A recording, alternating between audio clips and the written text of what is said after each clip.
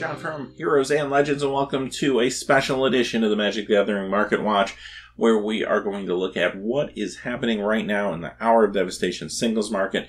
We'll be looking at the top 10 coldest singles right now, and the top 10 hottest singles right now. Now, keep in mind, a lot is about to change because the product is officially releasing this Friday, just a couple days from the time we're recording. Of course, we'll have competitive tournaments like the Star City Games Open going on, and then later on, a few weeks down the road, the Pro Tour. So these prices will, again, change dramatically. But considering this is going to be launch weekend, a lot of players will be picking up packs, going to their stores to maybe play some tournaments. It's important to know where the current value of the cards lie, and that's what we're going to do for you today. Quickly, before we get started, if you check out the description below, you'll find a couple ways to help support us. One of which is the Amazon affiliate store. If you make any purchases there, whether it's these singles or anything else, a small percentage will come back to help support us. Secondly, you'll find our Patreon page linked below as well. With that out of the way, let's get into the cards for today. And we're going to begin with the top 10 cold cards right now. These are the cards that have lost value over the course of the week. Now, keep in mind, we're going back a week to a point where the cards were not yet released. They're still not officially released, but this is even prior to the pre-release. So keep that in mind. You're going to see some things in here that maybe a few cards were overpriced during the pre-release time period, and that's what you're seeing now, just some adjustments.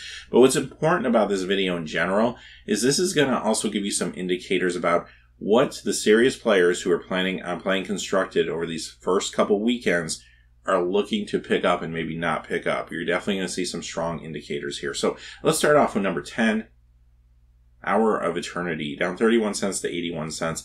I wasn't super high on this card when I did the set review. It was just very mana intensive, I think, for what it was doing.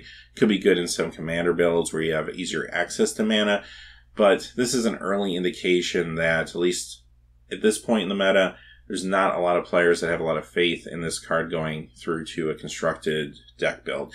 So because of that, it's very, very cheap right now, as you can see, and it's also very soft and declining at a pretty big pace considering it's only worth 81 cents.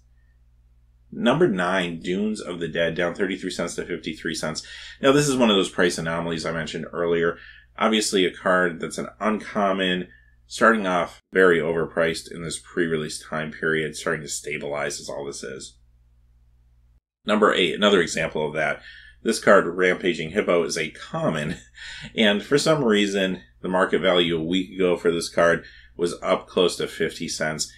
There's a million copies obviously already out there since the pre-release of this, down 37 cents to 11 cents. Coming in at number 7, Unesh Cryosphinx Sovereign, down 39 cents to $1.14. Now, this is a mythic rare, mind you. A mythic rare that's only about $1 or so prior to the set being released. That doesn't bode well for it.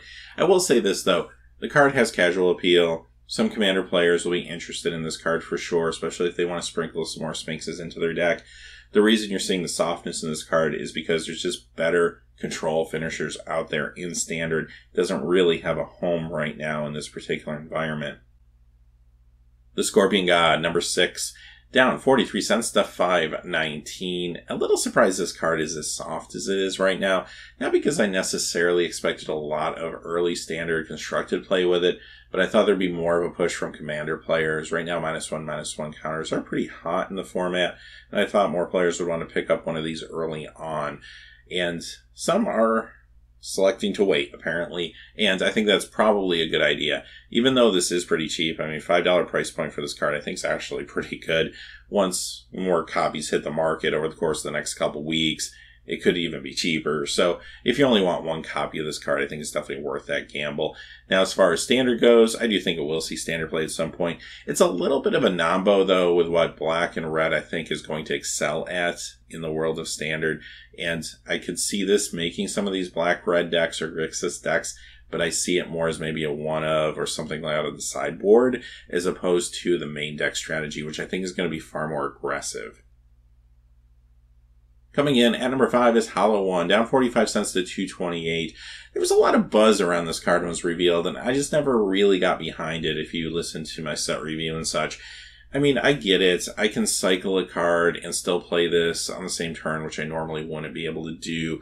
Or maybe I could cycle for 1 and cheat it out on turn 4, but Here's my problem with those ideas. Then I'm getting a 4-4 on turn 4 maybe with no evasion. Is that good enough for me in standard? I don't know. It doesn't feel like it is.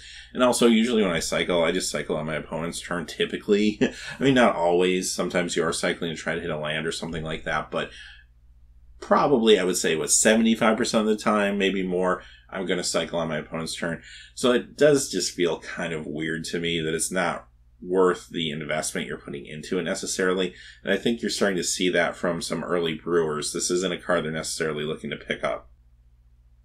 Coming in number 4, Nissa Genesis Mage, down 50 cents to 621. And this makes sense. The Planeswalker deck Planeswalkers are going to quickly lose value. During the pre-release weekend, LGS has started selling these. This Friday, everyone's going to be selling them. Not only LGSs, but your big box stores. They are going to be everywhere. Couple that with the fact that these are purposely designed to be a little overcosted for competitive play, and you have a recipe on your hands for a card that's going to drop pretty quickly. Now, there's still appeal to these cards, definitely among collectors that like Planeswalkers, casual players that love Planeswalkers, and some of these do have utility purposes in Commander decks too. So there's not going to be a complete abandonment of the card, the single price, but for the most part, these are really being pushed to casual players and Commander players, and there's just not enough players that are interested in a card like this based on the amount that they're printing, which is excessive. So, having said that, this has its role in the game, obviously, but this will continue to go down. Number 3, Nicol Bolas, the Deceiver. Second verse, same as the first, down 68 cents to 793. This one's holding a little more value because it is Nicol Bolas, but all the same factors are going against this card too. Coming in at number 2, Reziketh the Foul-Blooded, down 83 cents to 697. Another soft mythic rare right now. And I mentioned this during the set review, but I think the problem with this card right now is there's no good way to cheat it out in standard that feels economical enough. There's some ways to do it, but without Aetherworks Marvel, I just don't really see it being competitive enough, at least at this state of the game in the meta. Maybe after rotation things will change. But as for right now, this is a strong indication that brewers are definitely looking elsewhere. And coming in number 1, it's a common. It's crashed through, down 90 cents to 12. And yeah, this is another one of those cards that was definitely overpriced coming out of the pre-release season. And it's a common. I don't know what folks expected from this one. Granted, it's a cool card, and maybe it could even see some competitive play. It's very possible, but it is a common, and it can't really sustain anything close to $1, at least not until it's proven itself. Alright, let's move on to the top 10 Hour of Devastation cards that gained value this week. So here are the cards that you want to look close at, because there's players that are already picking them up in the secondary market aggressively enough to move the price point, which means there's a few things going on here. Some will just be Commander players, or maybe some cards that have cross appeal, and I'll point those out, but others are going to be picked up because early engagers in the metagame are coming up with something with them, so you'll want to watch them closely. Coming in number 10, Fraying Sanity, up 35 cents to 152. I said this again during the set review. I have no doubt the first open we will see a mill deck.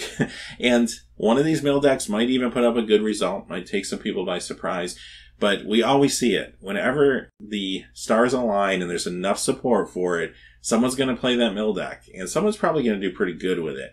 This is a great indication that with this card going up 35 cents to $1.52 already, that there's some people looking at this card early on. Number 9, Hour of Promise, up 52 cents to $1.82.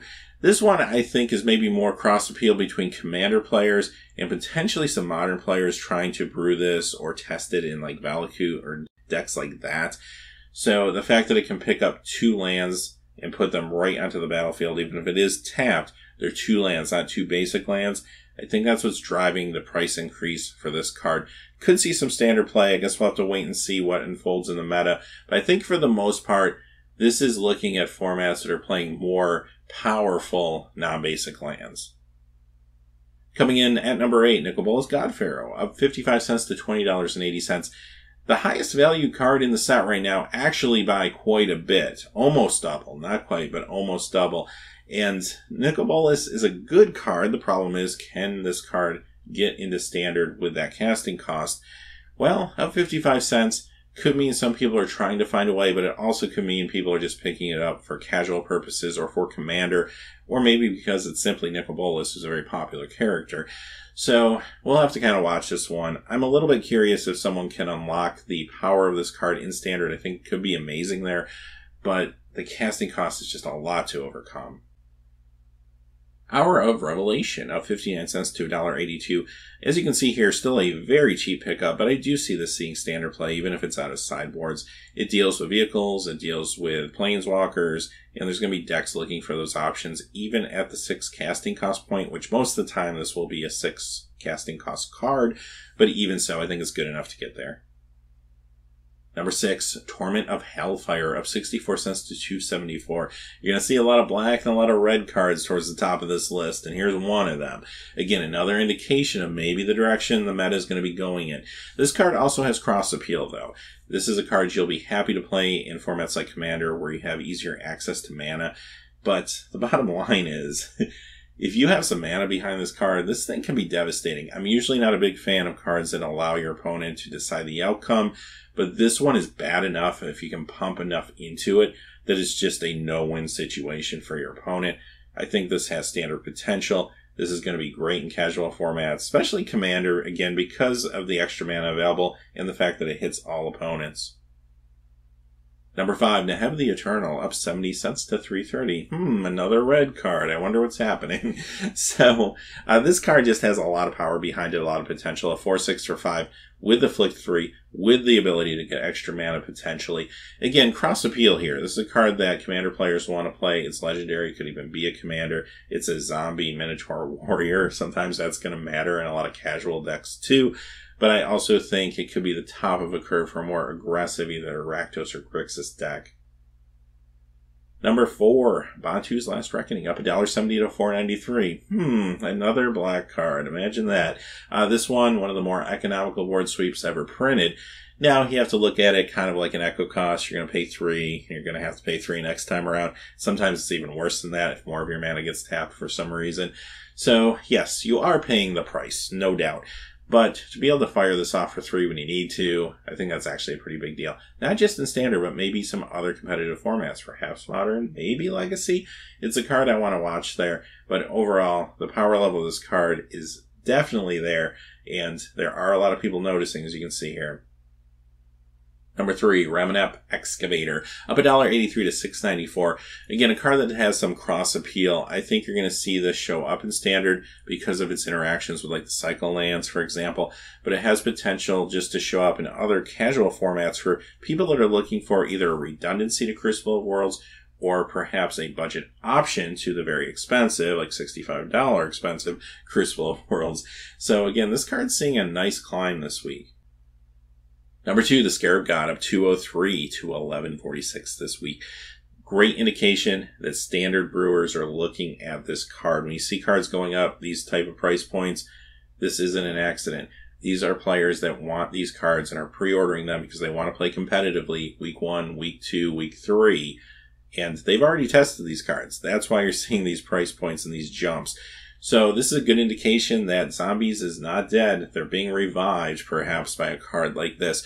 You throw in this card, you throw in some of the other Eternalized cards and the bigger zombies that you see in this set, and maybe you have a zombie deck that can now hold up against cards like Sweltering Suns, for example, which was really the bane of that deck's existence in the second half of the last meta. So yeah, this card definitely has potential there, not to mention great tribal implications for casual decks, Commander decks, and such. And coming in at number 1, another red card. Hour of Devastation, up $4.60 to $7.87. Nice price jump for this card. If nothing is an indication that your card is being looked at for some Standard play in week 1, a $4 or $5 price jump is definitely that indication. So yes, this one's another board sweep, another powerful board sweep. A little bit more expensive, obviously, than the one we saw, but it doesn't have the tough drawback of not untapping the next turn. So for 5 mana, sorcery speed, things lose indestructible. That really hoses the old gods. It tempos out the new gods a little bit too, which can be important. It also affects planeswalkers, at least non-Bolas planeswalkers. Actually pretty effective against planeswalkers for the most part, doing 5 damage to them. or removing 5 loyalty from them. So, yeah, this card, I don't know what else to say about it. I mean, this thing is the real deal. This is the business. You're going to see a lot of this over the course of the first few competitive weeks. Definitely the Pro Tour is probably going to be one of the marquee cards. I mean, it's named Hour of Devastation, right? They had to know. So, this card is going to be very, very good. And still, again, accessible to other formats as well. Definitely a card I'd be happy to play in Commander, where you're probably seeing more Planeswalkers, maybe more indestructible creatures and things of that nature. So, hey, why not? And having said that, those are the cards for today. So we're going to take a look back at these cards early next week to see what happens after the first weekend of competitive play strikes, and we'll kind of see how that impacts the market. Also on Saturday, we'll do our regular market watch like we normally do, where we look at other formats besides Standard, of course. And Friday, my plan is, as long as I can get my hands on a fat pack, I want to open a fat pack for y'all and maybe try to luck into something cool. So I guess we'll see how that goes. But until next time, hey, thanks for watching. Please remember to like and subscribe, and have a great day. Hey, thanks for watching. This video is made possible by the generous support of viewers like you on Patreon. Check out the description below for links to our Patreon page as well as our Amazon affiliate store, where a small percentage of all sales will also help support the channel. Finally, if you haven't had a chance yet to subscribe, hit that subscribe button so you don't miss any new videos on Heroes and Legends. Talk to you again soon, and have a great day.